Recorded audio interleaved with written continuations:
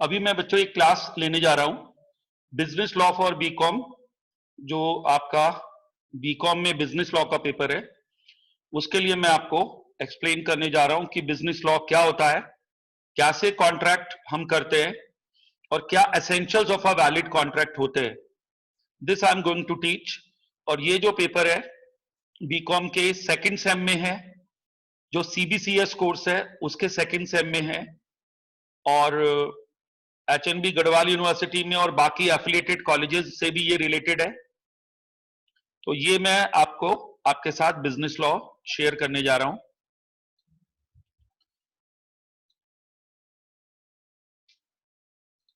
अब मैं बच्चों आपको ये पढ़ाने जा रहा हूं कि what are the essentials of a business contract. What is business law? Business law क्या होती है? और एक वर्ड यूज होता है कॉन्ट्रैक्ट। क्या होता है ये word? What is business law? What is the void contract? And what are the essential elements of a valid contract? What is the word agreement? And there is a very important question for exam, for internal exam as well as for external exam. Essentials of a valid contract. Essentials of a valid contract. ये बच्चों देखिए, जो business law है, जब हम business के student हैं, commerce के स्टूडेंट हैं, तो बिजनेस से रिलेटेड लॉज हमको क्लियर होने चाहिए। We must know what are the various laws relating to business. There is a term called business law, और बिजनेस लॉ की जो बैकबोन है वो है कॉन्ट्रैक्ट एक्ट। बिजनेस लॉ की जो बैकबोन है ये है contract act.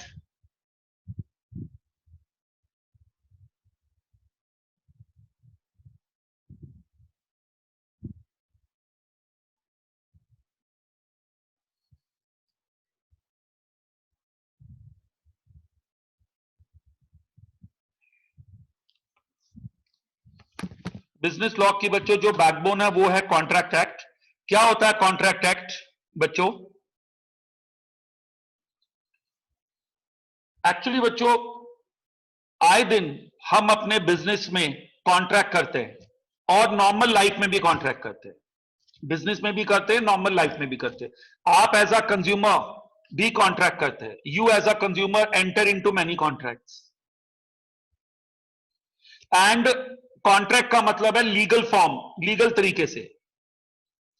You have been a consumer, आप पैसे देते हो, सामान खरीदते हो, तो आप कंज्यूमर हो जाते हो। और सामान में कोई डिफेक्ट निकल आता है तो आप उसको बोलते हो कि या तो वो पैसे वापस करे, सामान बदल कर दे, नहीं तो आप उसके खिलाफ कानूनी कार्रवाई करने का बात कहते हो। यही एनफोर्सिएबिलिटी है। लॉ में कुछ टर्मिनोलॉजी यूज होती है जिसको लीगल टर्म्स बोलते हैं। वो लीगल टर्म्स अभी हम सीखने जा रहे हैं। और कब एक कॉन्ट्रैक्ट लीगल शेप ले लेता है और कब हमें कानून का सहारा मिलता है, सपोर्ट मिलती है। Law and order her country में प्रिवेल करता है, हमें अपनी कंट्री से मतलब है।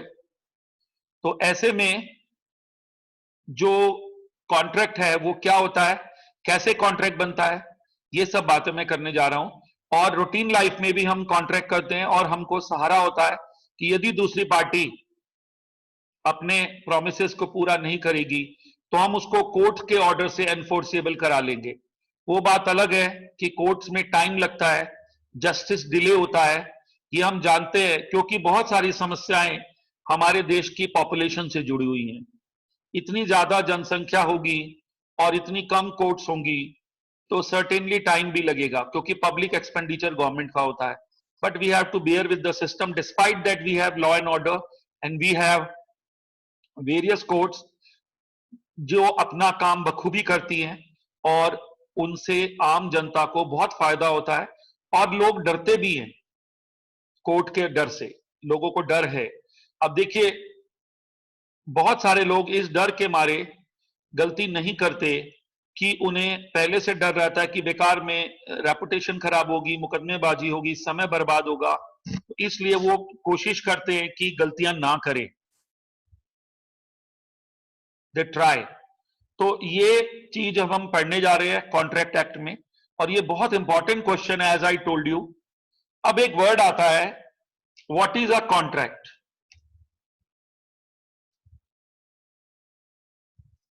और बच्चों, कॉन्ट्रैक्ट के लिए बोला जाता है कि ये मदर ऑफ ऑल लॉज है, कॉन्ट्रैक्ट एक्ट।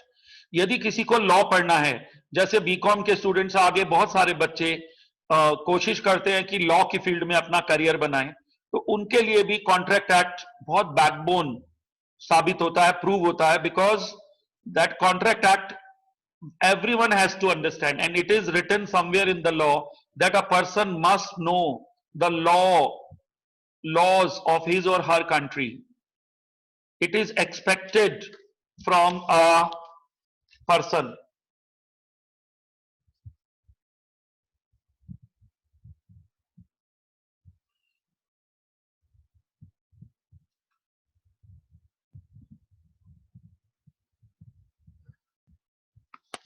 अब है बच्चों इसमें व्हाट इज अ कॉन्ट्रैक्ट। इसमें आता है बच्चों, contract equals two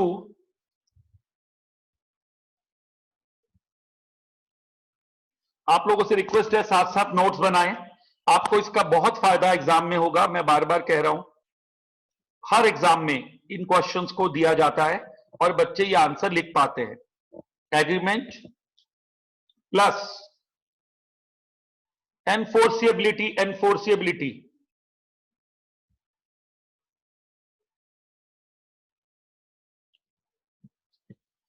agreement plus enforceability, इससे ये लॉ बन जाता है।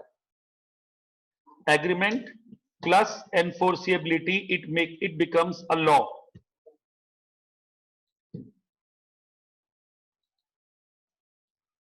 अब सवाल आता है एग्रीमेंट क्या है, व्हाट इज एग्रीमेंट। इसका जवाब आता है बच्चों, एग्रीमेंट है, व्हाट इज एग्रीमेंट। एग्रीमेंट है बच्चों offer plus acceptance. Offer plus acceptance becomes agreement. Offer को प्रपोजल भी बोलते हैं, और acceptance of the offer and then acceptance of the offer, it becomes agreement. अब इसमें क्या आता है बच्चों, एक व्यक्ति एक ऑफर देगा और दूसरा उसको एक्सेप्ट करेगा, तो वो एग्रीमेंट कहलाता है लॉ की नजरों में। मगर अभी ये पूरा कॉन्ट्रैक्ट नहीं बना। ज्यादा शक्तिशाली चीज कॉन्ट्रैक्ट है, क्योंकि कॉन्ट्रैक्ट का मतलब है एनफोर्सिएबल। अब आपके मन में एक सवाल आया होगा, सर यहां पर एक वर्ड यूज किया आपने, एनफोर्सिएबल। एनफोर्सिएबल का मतलब क्या है, जो चीज कानून के द्वारा एनफोर्स कराई जा सके। जो चीज कानून के द्वारा एनफोर्स कराई जा सके उसको हम बोलते हैं एनफोर्सिएबल बाय लॉ। तो जब और कंडीशंस भी पूरी हो जाए, देखिए सपोज कीजिए एक इलीगल ऑब्जेक्ट है, जान के मैं ऐसा एग्जांपल दे रहा हूं, एक्स ने वाई को बोला जेड को किल करना है। एक्स ने वाई को ऑफर दी, वाई ने एक्सेप्ट कर ली, वाई ने पैसे मांगे और एक्स ने कहा मैं दे दूंगा, तू जेड को मार दे। आप मुझे बताओ, किसी को मारना मरवाना क्या ये कभी लीगल हो सकता है? आपको सुनते ही लग रहा है सेंसिबली नहीं हो सकता। तो जब सेंसिबली आपको ये लग रहा है कि ये लीगल नहीं हो सकता, तो ये कभी कॉन्ट्रैक्ट नहीं हो सकता और इसको एनफोर्सिएबल भी नहीं कर सकते।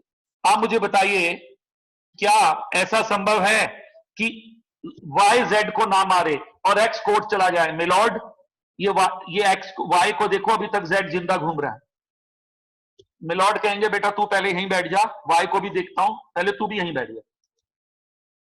क्योंकि बच्चों ये एनफोर्सिएबिलिटी नहीं है, जो मैं एग्जांपल दे रहा हूं स्टूपिड सा, जान के दे रहा हूं, आप बात समझें। ये एनफोर्सिबिलिटी नहीं है। एनफोर्सिबिलिटी क्या है? जब हम एनफोर्सिबिलिटी क्या है? जब हम किसी को कुछ कॉन्ट्रैक्ट करे, कुछ एग्रीमेंट करे और वो ना माने और हम उसको ऊपर कोर्ट की शरण लेकर उसे मनवाएं, ये एनफोर्सिबिलिटी है।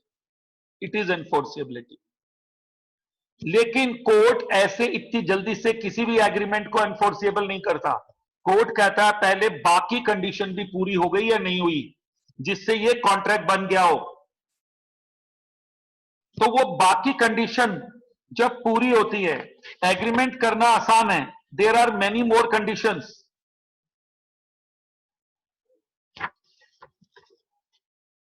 जो और लीगल ऑब्लिगेशन हो जाए तो खाली ऑफर और acceptance makes it agreement. But when is an agreement enforceable? When is an agreement enforceable? एक एग्रीमेंट एनफोर्सिएबल कब होता है? When is an agreement enforceable? When does it become legal obligation for the parties?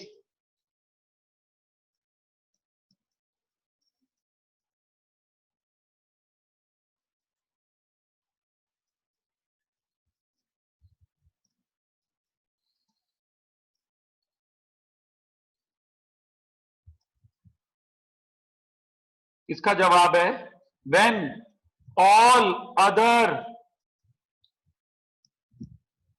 essentials of a valid contract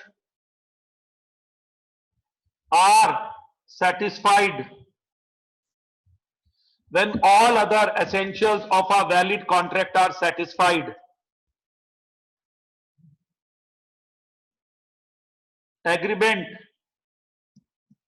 becomes a contract. एक agreement contract बन जाता है जब सारे essentials of a valid contract satisfied हो जाते हैं। It becomes a contract. ये कॉन्ट्रैक्ट हो जाता है। It becomes a contract. अब सवाल आता है बाकी एसेंशियल एलिमेंट्स क्या हैं? इसका जवाब है कुछ कंडीशंस और हैं, जब वो भी सेटिस्फाइड हो जाएं, जब वो भी सेटिस्फाइड हो जाएं तो समझ लीजिए वो जो एग्रीमेंट है कॉन्ट्रैक्ट बन गया। कॉन्ट्रैक्ट होने से वो एनफोर्सिएबल हो जाता है। अब सवाल आता है सर बाकी कंडीशंस क्या हैं other than offer and acceptance? अभी एक एक करके इसको पढ़ेंगे। और बाकी कंडीशंस है बच्चों, इंटेंशन, एक तरह से इसको तीसरी कंडीशन बोल सकते हैं other than offer and acceptance. Intention to create legal relationship. अब इसका एक बहुत बढ़िया एग्जांपल दिया जाता है। आपने अपने एक फ्रेंड को बोला सोशल पर्पस के लिए कि आज शाम को डिनर साथ करेंगे। नॉर्मल डेज की बात है, आपने नॉर्मली कह दिया। उस फ्रेंड ने अपने घर में भी बोल दिया कि आज मेरा खाना मत बनाना, आज मेरा फ्रेंड मुझे दावत दे रहा है। और वो फ्रेंड जिसने प्रॉमिस किया था गायब हो गया, मोबाइल भी ऑफ हो गया। और वो बेचारा दूसरा दोस्त भूखा पहले गया कि शायद वो रेस्टोरेंट पे आ गया हो, वहां नहीं मिला, वापस आ गया और घर में भूखा ही सो गया। अगले दिन सुबह उसने कहा आज देख लूंगा इस दोस्त को, सीधा मुकदमा करने पहुंच गया। अब मुझे बताइए बच्चों, दोस्त को खाने पे बुलाना और खाना ना खिलाना कौन सा जुर्म है? सोशल एक ऑब्लिगेशन थी, नहीं पूरी करी। सोशल ऑब्लिगेशन जब नहीं पूरी हुई तो ये लीगल ऑब्लिगेशन नहीं है। इस पे कोई मुकदमा नहीं हो सकता, ये एनफोर्सेबल नहीं है, तो ये लीगल ऑब्लिगेशन होनी चाहिए। जैसे लीगल ऑब्लिगेशन का दूसरा एग्जांपल है, आपने किसी को पैसे दिए और उसने आपको सामान नहीं दिया, बिजनेस का ऑर्डर बुक कर लिया लीगली और उसने आपको सामान नहीं दिया, ये लीगल ऑब्लिगेशन। इस तरह के बहुत सारे बिजनेस कॉन्ट्रैक्ट होते हैं जिसमें कोई पार्टी प्रॉमिस करती है और वो लीगल शेप होती है, सोशल नहीं होती, बिजनेस की डीलिंग है, बायर और सेलर का रिश्ता है, सर्विस प्रोवाइडर और सर्विस के रेसिपिएंट का रिश्ता है। तो ऐसी परिस्थिति में लीगल रिलेशनशिप क्रिएट होती है, वो लीगल रिलेशनशिप होनी चाहिए, सोशल रिश्ता नहीं होना चाहिए। There should be a legal relationship. ये इसमें आएगा, अभी इसको भी मैं अभी और लूंगा। फिर आता है इसमें और कुछ बातें, consensus ad idem.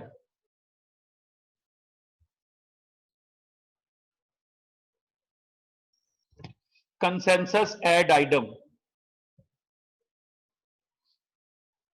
Meeting of mind, consensus ad idem, meeting of mind.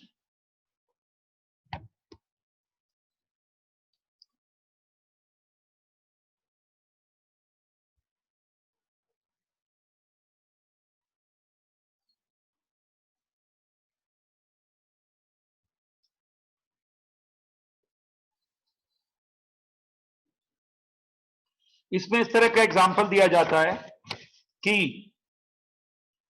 एक व्यक्ति के पास दो कार्स है, वो अपनी एक पुरानी कार बेच रहा है, दूसरा व्यक्ति समझ रहा है कि ये नई वाली कार बेच रहा है, उसने पुरानी कार देखी नहीं है, उसने बोला I want to sell my car for 2 lakh. वो सोच रहा है यार ये अपनी नई वाली कार बेच रहा है। बुक में एक एग्जाम्पल दिया है, बुक में एक एग्जाम्पल दिया है, a person is having 2 cars, one is Honda Amaze and second is old Santro. He wants to sell his old Santro, but another person has always seen him in Honda Amaze. So he just said, I want to sell my car for 2 lakhs. वो फटाफट पैसे लेके आ गया, उसने कहा ठीक है ये लो पैसे लो और कार दे दो। अब वो उसने चाबी, जैसे उसको चाबी देने की बात की तो वो होंडा अमेज की तरफ बढ़ा कि ये वाली कार की मुझे चाबी दो। उसने कहा नहीं मैंने तो ये वाली कार बेची नहीं। उसने कहा मैं तो ये सोच रहा हूं। उसने कहा ये नई कार है, मैं 2 लाख की क्यों बेचूंगा, मैं तो पुरानी की बात कर रहा था। नए वाले ने कहा मैं तो नई की बात कर रहा था, मुझे पुरानी के बारे में पता ही नहीं है। तो इस तरह से कहीं भी गलती हो जाती है, मीटिंग ऑफ माइंड नहीं होता, तो ऐसे में कॉन्ट्रैक्ट नहीं होता है। जो मैं बेच रहा हूं और आप भी वही खरीदने की बात कर रहे हैं, यही मीटिंग ऑफ माइंड है, इसको बोलते हैं मीटिंग ऑफ माइंड। फिर आता है इसमें बच्चों एक बहुत इंपॉर्टेंट एक वर्ड आता है, lawful consideration.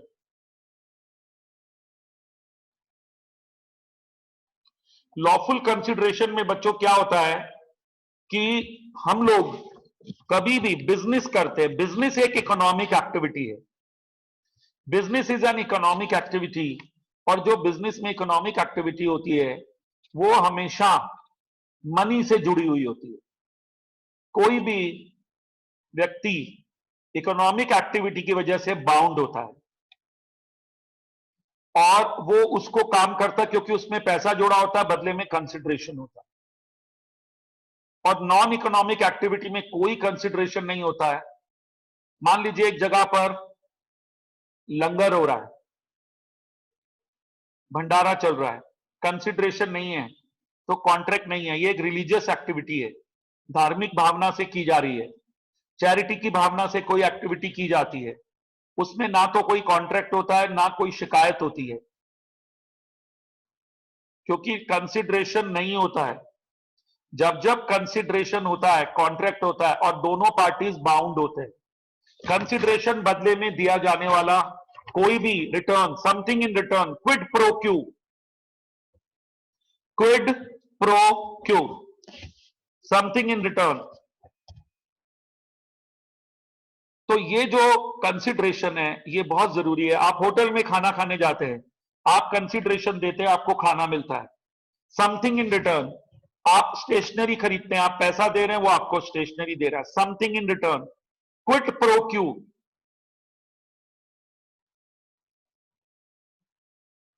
Something in return. हमेशा बच्चों कॉन्ट्रैक्ट में कुछ रिटर्न होता है, something in return.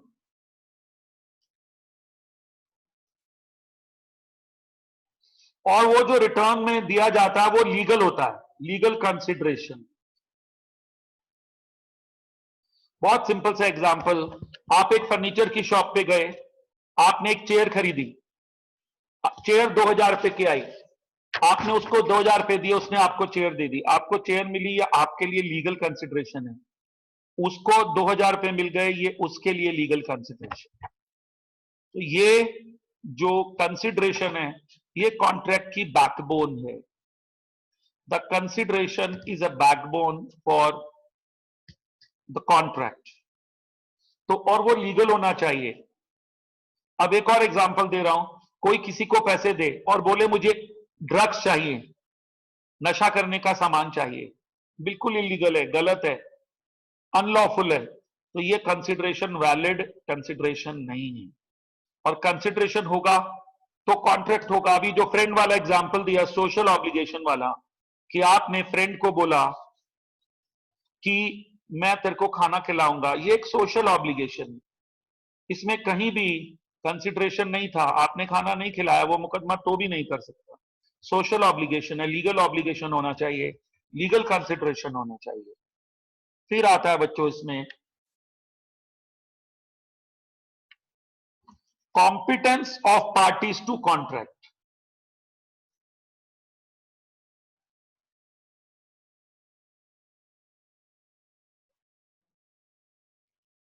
Competence of parties to contract, इसमें आता है बच्चों जो जो दो पार्टीज हैं, two parties of the contract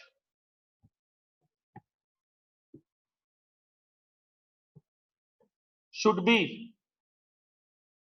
capable of entering into a contract.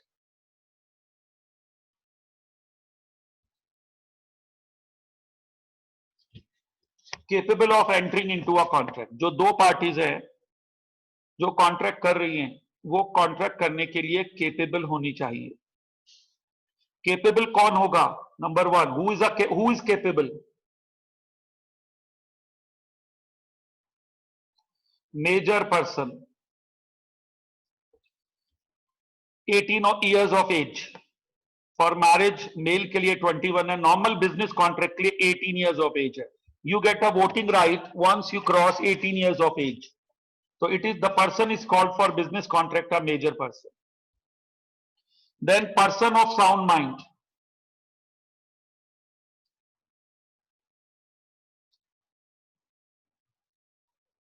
वह व्यक्ति मानसिक रूप से साउंड माइंड का होना चाहिए। फिर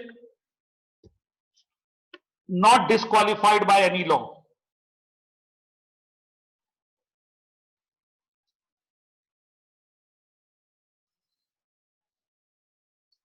not disqualified by any law, वो जो व्यक्ति है किसी भी लॉ से डिस्क्वालिफाइड ना हो for entering into a contract.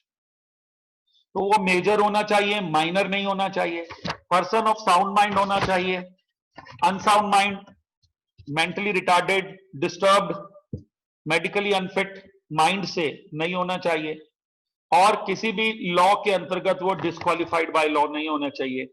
मान लीजिए डिस्क्वालिफाइड बाय लॉ का मतलब है उसमें कैटेगरी है लोगों की, जैसे फॉरेन एम्बेसडर्स है, या दो कंट्रीज के बीच में वॉर चल रही है, तो आपस में उन कंट्रीज के लोग आपस में बिजनेस कॉन्ट्रैक्ट करने के लिए डिस्क्वालिफाइड हो जाते हैं। ऐसे कुछ लॉ में लिखा है कि वो लोग डिस्क्वालिफाइड बाय लॉ नहीं होना चाहिए, और वो मेजर होना चाहिए, माइनर नहीं होना चाहिए, साउंड माइंड का होना चाहिए, अनसाउंड माइंड का नहीं होना चाहिए। यदि ये व्यक्ति में ये सारी बातें पूरी हो रही है, वो साउंड माइंड का भी है, मेजर भी है, डिस्क्वालिफाइड बाय लॉ भी नहीं है, तो समझ लीजिए वो कॉन्ट्रैक्ट करने के लिए केपेबल है। वो जो भी दो पार्टीज जो भी कॉन्ट्रैक्ट करेंगी वो कॉन्ट्रैक्ट वैलिड कॉन्ट्रैक्ट की शेप ले सकता है। फिर आता है बच्चों इसी में जो नेक्स्ट है हमारा, ये सब हम क्या पढ़ रहे हैं, कब कॉन्ट्रैक्ट बनाने के लिए क्या क्या कंडीशंस होनी चाहिए। What are the conditions available to make something a contract, some agreement a contract? Free consent, ये बहुत इंपॉर्टेंट है। स्वतंत्र सहमति, फ्री कंसेंट, जो दो पार्टीज हैं वो कंसेंट फ्री दे, फ्री कंसेंट दे, दोनों पक्षकार फ्री कंसेंट दें। और ये बात यहां पर जरूरी है, कोई दबाव नहीं, consent should be free.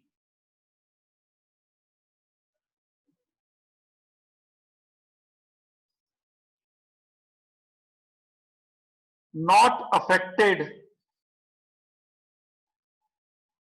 By any of the following.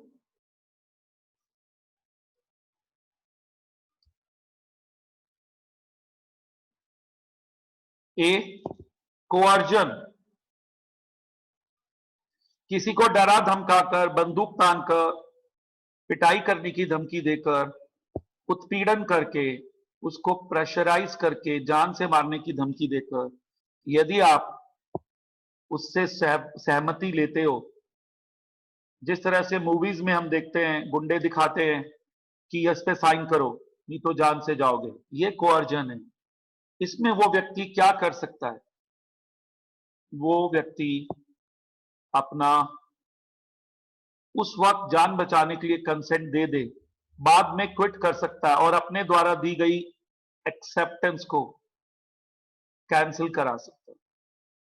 और इसके लिए एक वर्ड यूज किया गया है कॉन्ट्रैक्ट में, वॉइडेबल कॉन्ट्रैक्ट। वॉइडेबल कॉन्ट्रैक्ट होता है जब एक कॉन्ट्रैक्ट शुरू में तो लगता है कि हो रहा है, लेकिन बाद में उसको फ्री कंसेंट ना होने की वजह से कैंसिल कर दिया जा सकता हो, उसको हम वॉइडेबल कॉन्ट्रैक्ट बोलते हैं। We call it voidable contract when there is no free consent, when there is no free consent in any contract, the contract is called voidable contract.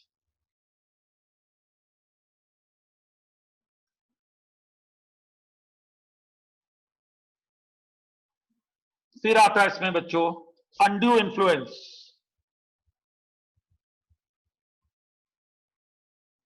Undue influence भी क्या होता है, एक पार्टी स्ट्रॉन्गर पोजीशन में होती है, दूसरी weaker position में होती है। स्ट्रॉन्गर पोजीशन वाली पार्टी वीकर पोजीशन वाली पार्टी के ऊपर इस तरह की बातचीत करती है कि तुम कंसेंट दो नहीं तो मैं तुम्हारे साथ कॉन्ट्रैक्ट नहीं करूंगा।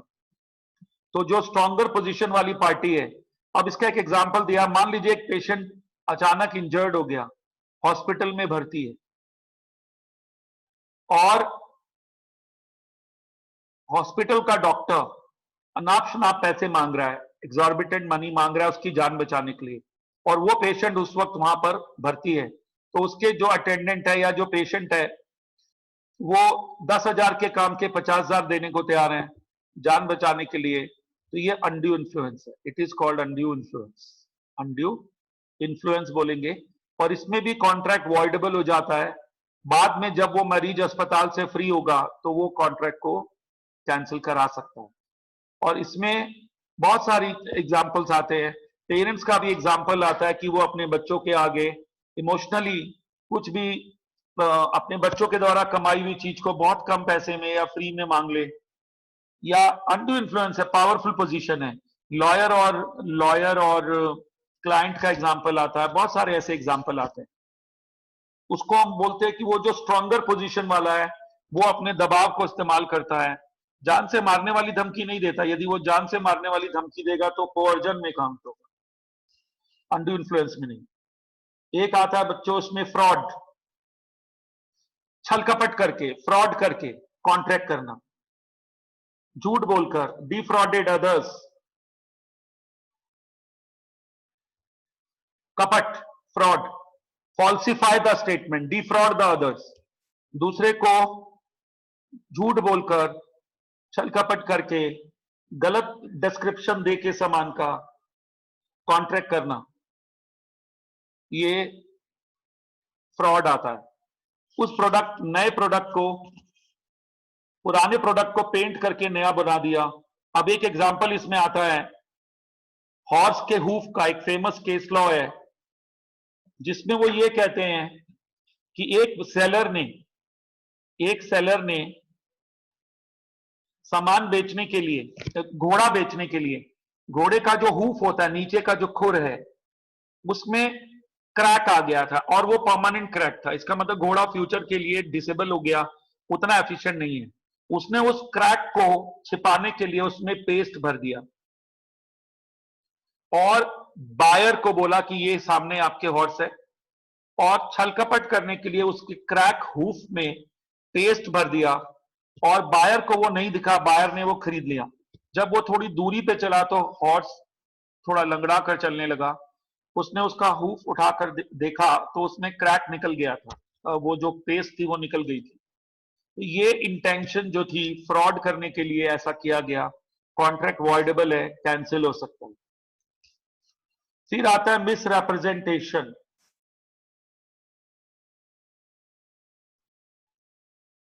हम लोग क्या पढ़ रहे हैं, एक बार मैं फिर से बता दूं। कब कॉन्सेंट फ्री नहीं है? जब हम किसी की सहमति लें और उसकी सहमति, उसकी कॉन्सेंट इन बातों से अफेक्टेड हो, कोअर्जन से, अनड्यू इन्फ्लुएंस से, फ्रॉड से, मिसरिप्रेजेंटेशन से और मिस्टेक से, किसी एक से अफेक्टेड हो तो कॉन्ट्रैक्ट को बोला जाता है, if consent is affected by any one of the above reason,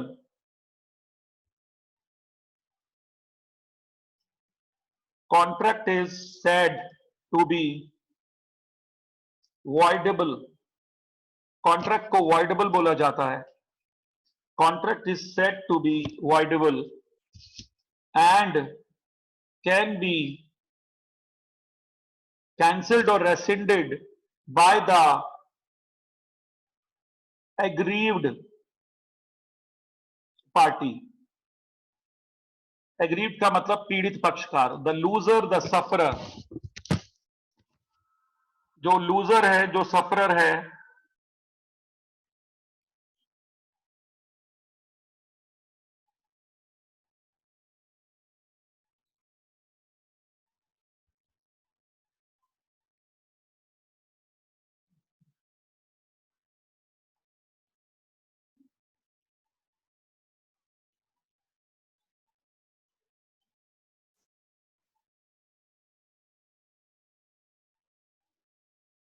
जो लूजर है, जो सफरर है,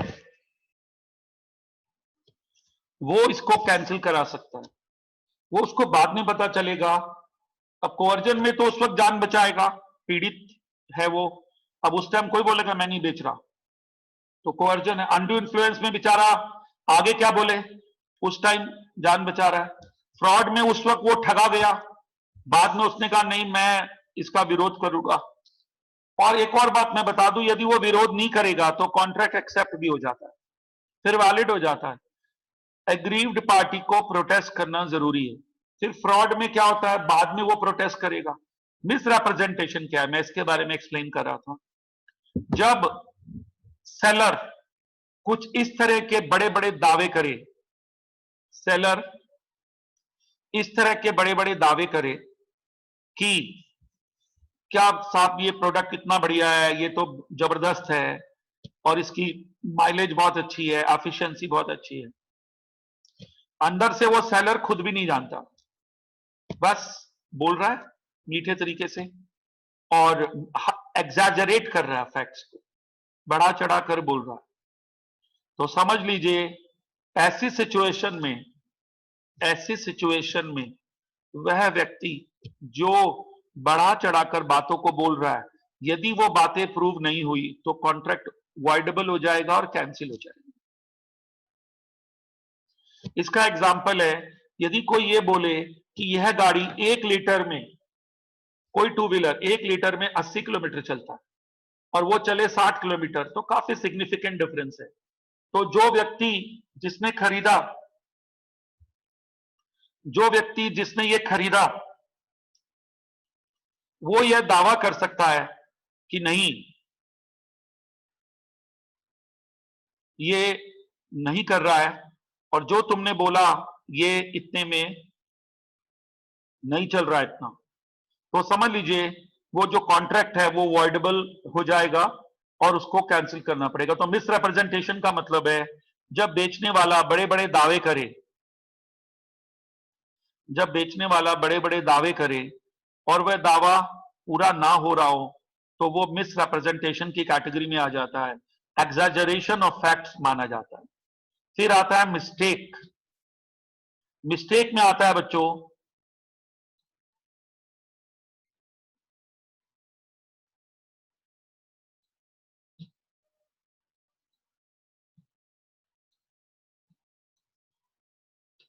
तो ये है बच्चों mistake.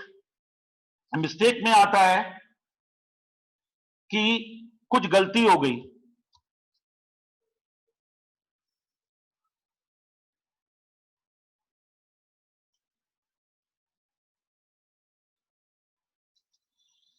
some error, some mistake committed।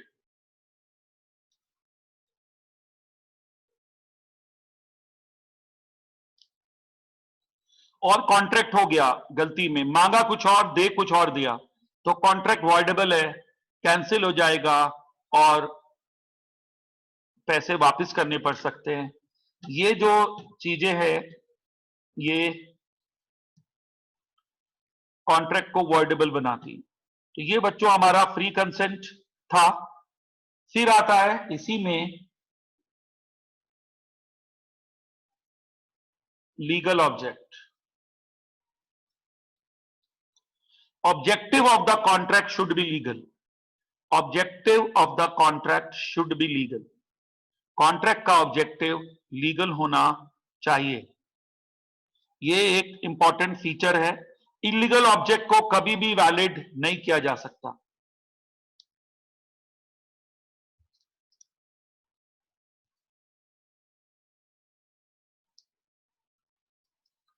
Objective should be legal. Illegal objective can never be validated. फिर आता है certainty of meaning। certainty of meaning, both the parties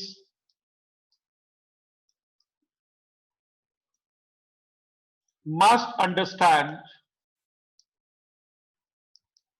the terms of the contract।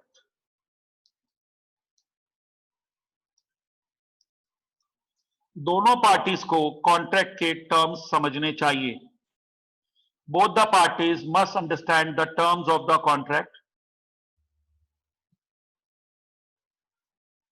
अब जैसे इसमें एक एग्जांपल है, एक purchaser ने ऑर्डर किया send me 1 tin of oil, और जो सेलर है वो मैनी टाइप्स के ऑयल में डील करता है।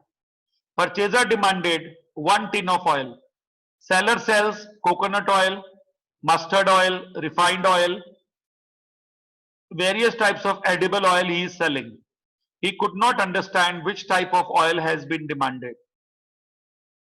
तो यहां पर मीनिंग क्लियर नहीं है, कॉन्ट्रैक्ट नहीं हो पाएगा, क्योंकि क्या बोल रहा है वो, क्या मांग रहा है, समझ नहीं आ रहा है। फिर आता है possibility of performance.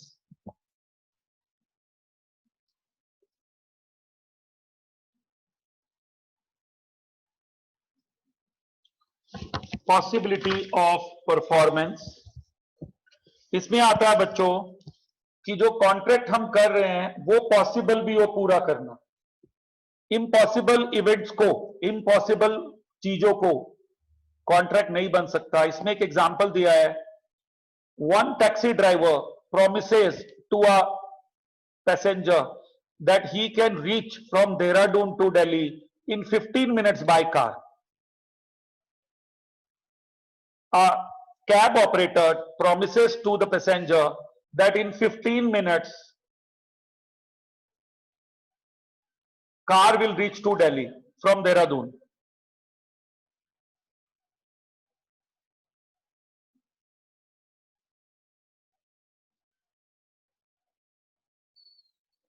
From Dehradun to Delhi, ये बच्चों इम्पॉसिबल इवेंट है, वॉइड है, इम्पॉसिबल इवेंट है। तो ये क्या है? वॉइड है, पॉसिबल नहीं है।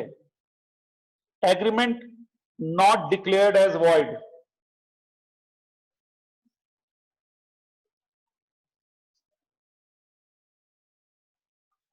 agreement not declared as void. There is a list of agreement given in the Contract Act.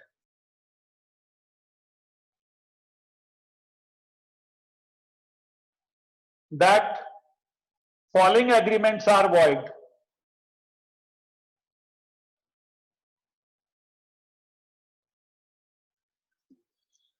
There is a list of agreement given in the act that following agreements are void. ये agreements void है.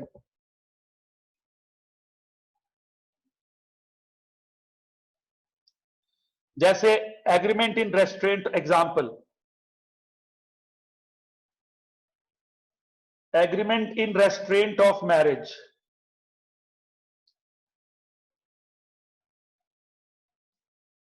इन restaurant of trade,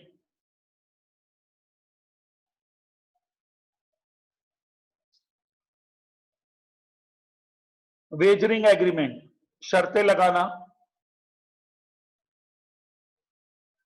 agreement with minor,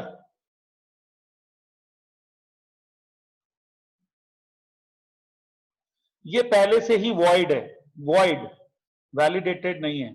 यदि इनको कोई व्यक्ति validate करना चाहे, कभी नहीं होंगे, तो उसको ऐसे एग्रीमेंट करने ही नहीं चाहिए। फिर आता है लास्ट में लीगल फॉर्मेलिटीज। कुछ बच्चों जैसे इमूवेबल प्रॉपर्टी है, इमूवेबल प्रॉपर्टी को बेचने के लिए registration is necessary. Immovable property को बेचने के लिए रजिस्ट्रेशन नेसेसरी है। यदि कोई इमूवेबल प्रॉपर्टी को बेच रहा है और रजिस्ट्रेशन नहीं करा रहा है तो कॉन्ट्रैक्ट एनफोर्सिएबल नहीं होगा। तो ऐसी कुछ लीगल फॉर्मेलिटीज हैं जो व्यक्ति को करनी चाहिए। गाड़ी खरीदते वक्त उसका रजिस्ट्रेशन होना जरूरी है। ये बात अब कानून बना दिया गया है कि गाड़ी बेचते वक्त रजिस्ट्रेशन नंबर होने पर ही गाड़ी क्लाइंट को दी जाए, या रजिस्ट्रेशन नंबर आप दिलाइए, वेंडर को बोला गया जो ऑटोमोबाइल सेल करते हैं। तो ये इस तरह के कानून बनाए जाते हैं जो कॉन्ट्रैक्ट में भी पूरे होने चाहिए। किसी तरह का लॉ का वायलेशन कभी भी एक्सेप्टेबल नहीं है। तो ये बच्चों जब सारी कंडीशन पूरी हो जाए, जब सारी कंडीशन पूरी हो जाए तो कॉन्ट्रैक्ट वैलिड कॉन्ट्रैक्ट हो जाता है और वो एनफोर्सेबल हो जाता है। All above conditions, all above conditions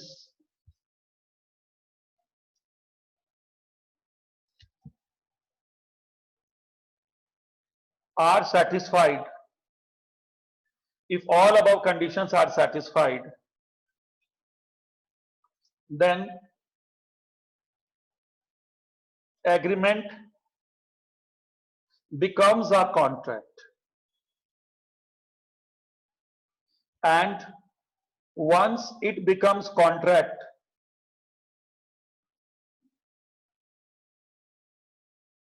it becomes enforceable by law. तो इसलिए कहा जाता है, ध्यान से सुनना है, all contracts are agreement. All contracts are agreement. All agreements are not contract. इसका मतलब है बच्चों, offer plus acceptance is agreement. Agreement plus all other conditions or essentials satisfied equal to contract। जैसे हम लोग बोलते हैं बीकॉम करने के लिए 12th पास होना जरूरी है, बीकॉम करने के लिए 12th पास होना जरूरी है। इसलिए बीकॉम करने के लिए बच्चों 12th पास होना जरूरी है। इसलिए मगर 10th पास करने के लिए बीकॉम होना जरूरी नहीं। इसका मतलब यह हुआ, यदि कोई कॉन्ट्रैक्ट बनना चाहता है तो एग्रीमेंट प्लस और कंडीशंस भी पूरी होंगी तो कॉन्ट्रैक्ट बनेगा, और यदि कोई एग्रीमेंट ही रहना चाहता है तो ऑफर और एक्सेप्टेंस एग्रीमेंट हो जाएगा, मगर गारंटी नहीं है कि वो कॉन्ट्रैक्ट बने। तो एग्रीमेंट तो लीगल और इलीगल सब हो सकते हैं, एग्रीमेंट लीगल और इलीगल सब हो सकते हैं, मगर कॉन्ट्रैक्ट वही होगा जो सारी शर्तें पूरी करे। इसलिए ये कहावत, ये सेइंग है that all agreements are not contract. ये लाइन बहुत एग्जाम में आती है। यदि ये क्वेश्चन आपको आता है कभी भी एग्जाम में तो आपको एसेंशियल्स ही समझाने हैं। All contracts are agreement but all agreements are not contract. जैसे एक एग्जांपल दे रहा हूं, किसी को मारने का या इलीगल ऑब्जेक्ट का जो एग्रीमेंट है वो एग्रीमेंट तो है मगर कॉन्ट्रैक्ट नहीं बन सकता। किसी को मारना, किसी का झूठ चोरी का सामान बेचना, इलीगल गुड्स बेचना, ठीक है।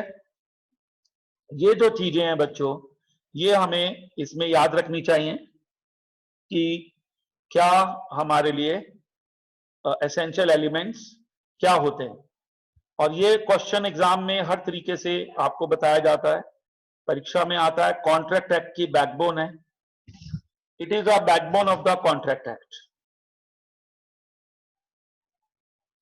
और इसमें किसी भी तरीके से सवाल आता ही है। जैसे इसका क्वेश्चन इस तरीके से आता है, what are the essential elements, what are essential elements of a valid contract. या इस तरीके से भी आता है, all agreements are not contract but all contracts are agreements. All agreements are not contract but all contracts are agreement. Explain the statement